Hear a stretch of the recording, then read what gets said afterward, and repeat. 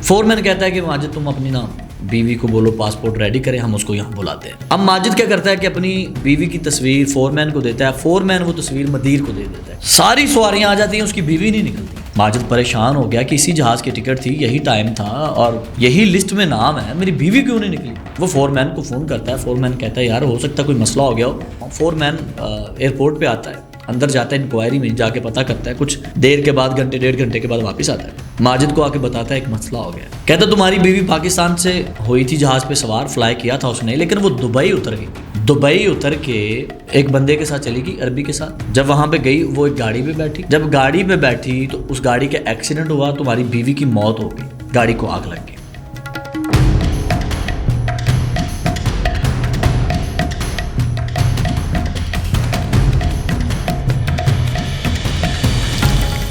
बिस्मिल्लाहिर्रहमानिर्रहीम, अस्सलामुअलैकुम एवरीवन। आप देख रहे हैं विजन वाइब, मैं हूं मीर नवीद। सोशल मीडिया के ऊपर आपने काफ़ी स्टोरीज़ के बाद थंबनेल देखा होगा, काफ़ी लोगों से सुना होगा कि एक पाकिस्तानी की बीवी एक अरबी ले उड़ा है। एयरपोर्ट पे शौहर इंतज़ार करता रह गया, बीवी आई नहीं। ये क्या मामला था, ये क्या केस था, आपको आज कहानी सुनाता हूँ मैं पूरी। माजिद नाम का ये शख्स है, माजिद परवेज़ भी से कहते हैं। फ्रिज एसी का ना बड़ा अच्छा कारीगर है, बड़ा अच्छा काम करता है फ्रिज एसी का। गरीब घर से है, नॉर्मल मिडिल क्लास लोग हैं। फ्रिज एसी का काम करते करते माँ सोचती है बेटे की शादी की उम्र हो गई है। माजिद की शादी कर दी जाती है फरखंदा से। फरखंदा के माँ बाप भी इंतहाई गरीब हैं, 2 जोड़ों में बेटी को ब्याह देते हैं। बेशक फरखंदा गरीब ज़रूर है लेकिन चांद का टुकड़ा है, इंतहाई हसीन व जमील लड़की है। माजिद जब पहली रात जाता है तो देख के उसके अकल ठिकाने नहीं जाती, इतनी खूबसूरत बीवी अल्लाह ने उसे अता कर दी। माजिद बड़ा खुश होता है। दिन गुजरते जाते हैं, माजिद की जो माँ है वो उसका कोई जेलसी फिगर है या कोई मतलब बहू से बन नहीं पा रही उसकी। माजिद काम से आता है, माँ उसे अपने पास बिठा लेती, आधी आधी रात तक पास बिठाए रखती। जब रात ख़त्म होने का थोड़ा सा वक्त आता है तो कहती जाओ अपनी बीवी के पास चले जाओ। फरखंदा इस बात से भी नाराज़ है कि माजिद की माँ माजिद को मेरे पास नहीं आने देती।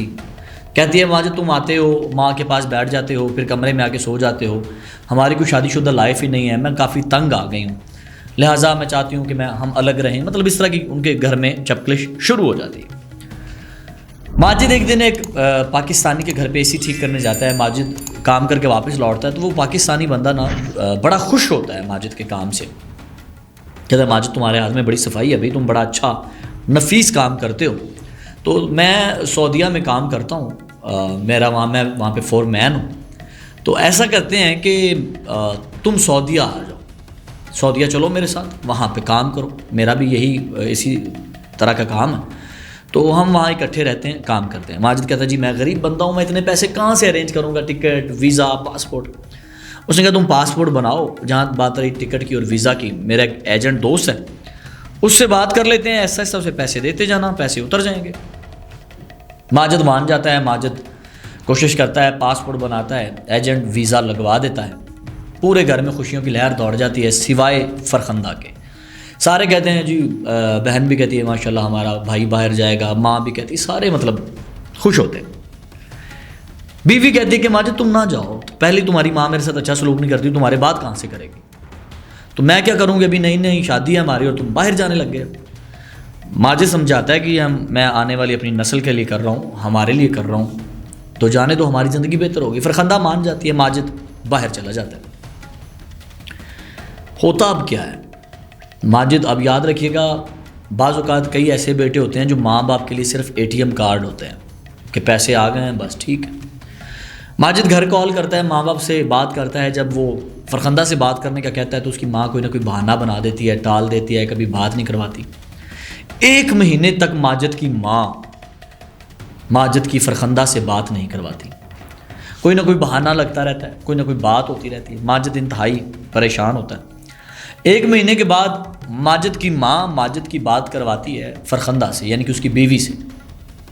फरखंदा रोती है, कहती है कि आपके बिना दिल नहीं लग रहा, बड़ी मुश्किल में हूँ, बड़े हालात ख़राब हैं, आपकी माँ अच्छा सलूक नहीं करती, कभी ताने देने, कभी इतने हद से ज़्यादा काम करवाने, मैं बड़ा मुश्किल की ज़िंदगी गुजार रही हूँ। माजिद समझाता है, तसल्ली देता है।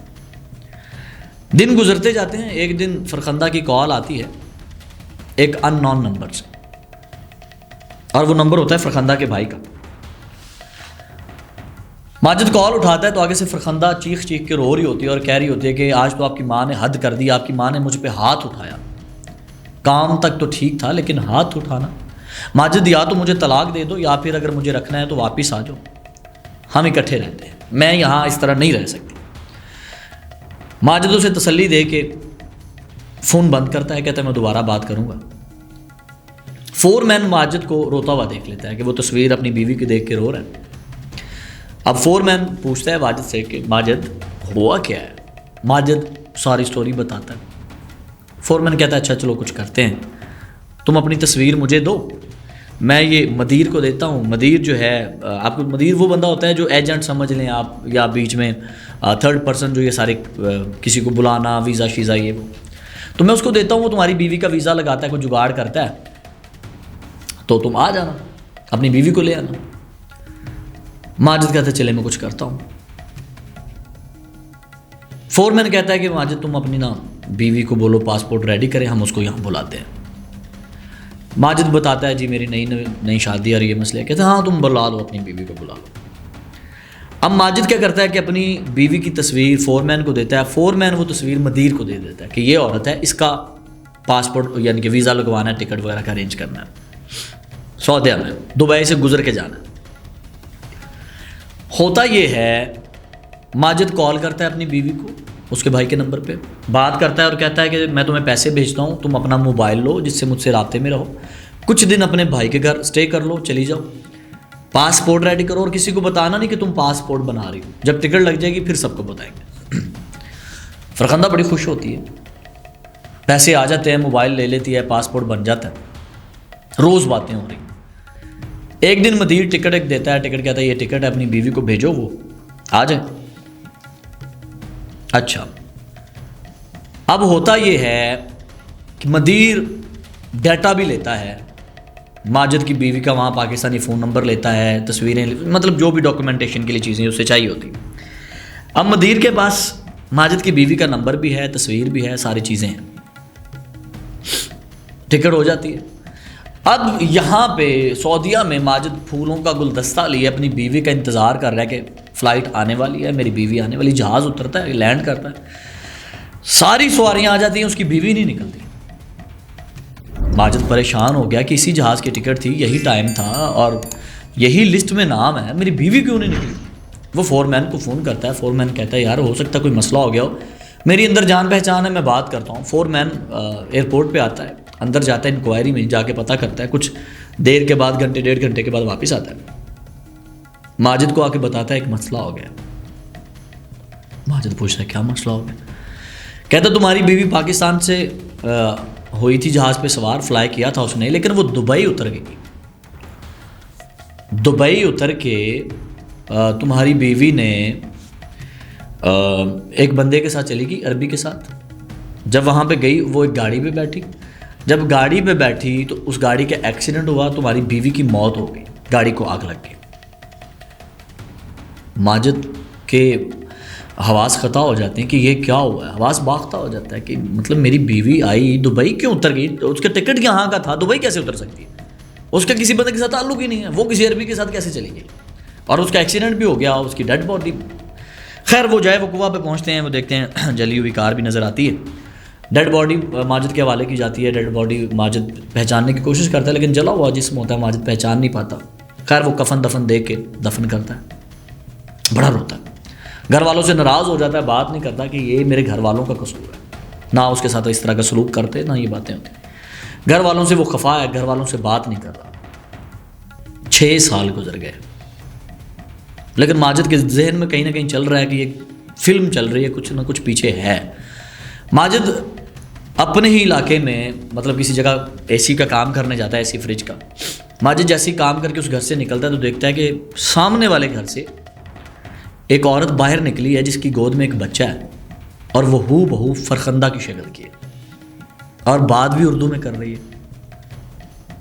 माजिद उसे आवाज़ देता है फरखंदा, वो टर्न करके देखती है माजिद की तरफ, माजिद उसके पास जाने लगता है, अंदर से अरबी निकलता है, अरबी से कहता है तुम यहाँ मेरी बीवी को छेड़ रहे हो, मैं अभी पुलिस को कॉल करूँगा, ये कर दूंगा, वो कर दूंगा। माजिद डरता है, डर के वापस आ जाता है, आगे फोरमैन को सारी कहानी सुनाता है। फोरमैन कहता है चले हम कुछ करते हैं। अब माजिद वहाँ पे फोरमैन को ये भी बताता है कि मैं उस अरबी से कह आया हूँ कि ये मेरी बीवी है। अरबी ने कहा नहीं ये मेरी बीवी है। बहस मुबासा मेरा हो गया।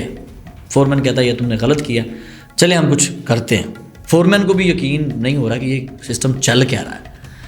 अब माजिद ना रात के वक्त कोशिश करता है, वहाँ पे जाता है उसके घर पे। अब माजिद ये देख रहा है कि अरबी घर पे मौजूद है और माजिद की बीवी से कह रहा है अगर माजिद यहाँ पे आया और तुमने उसे सच बताया तो मैं तुम दोनों को अंदर करवा दूंगा। और फरखंदा अरबी से ये कह रही है कि देखो तुमने मुझे अगवा किया, तुमने मुझे गलती से तुम यहाँ पे लेके आए, मैं 6-7 सालों से तुम्हारा जुल्म सह रही हूँ, तुम जैसे कह रहे हो मैं कर रही हूँ, तुमने निकाह के ऊपर निकाह मुझसे कर लिया है, अब खुदा का नाम है मुझे मेरे शौहर के पास जाने दो। वो उसे मारता पीटता है, नहीं मानता।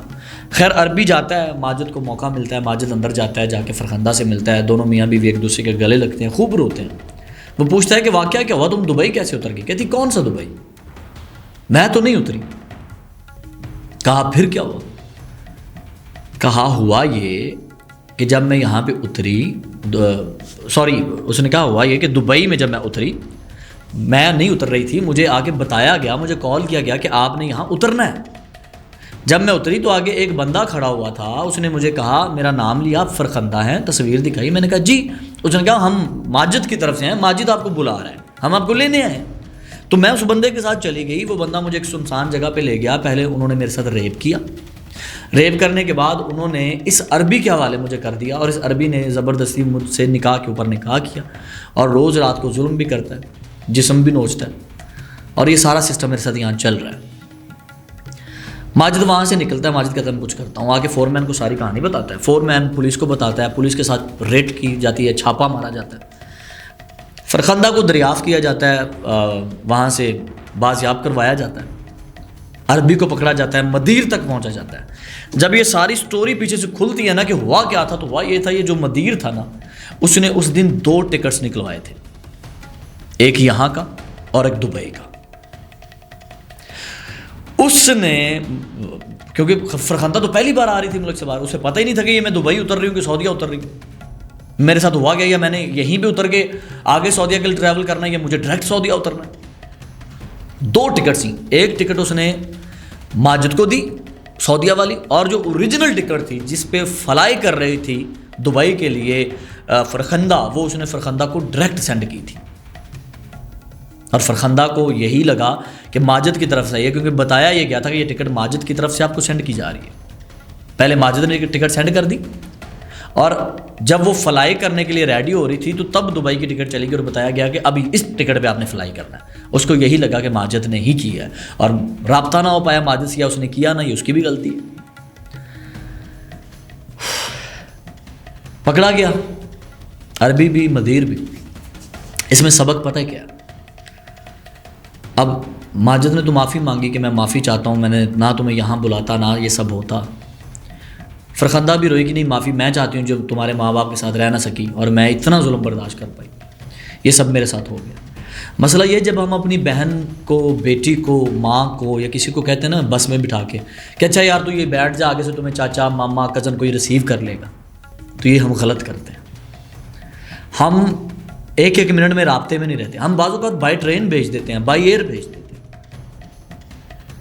ऐसे वाक़यात रूनुमा होते हैं जब हम ये गलती करते हैं। हमें चाहिए कि हम किसी के साथ बुलाएं, खुद लेके आएं, या प्रॉपर पीछे से टिकट, टाइमिंग, हर चीज़ का हमें पता हो, ताकि अगर कोई ऐसा वाक़या हो तो हमारे इल्म में हो कि हो क्या रहा है। उम्मीद है आपको आज की स्टोरी अच्छी लगी होगी। विजन वाइब देखते रहिए। मीर नवीद को इजाज़त दीजिए, अल्लाह ने के बाद।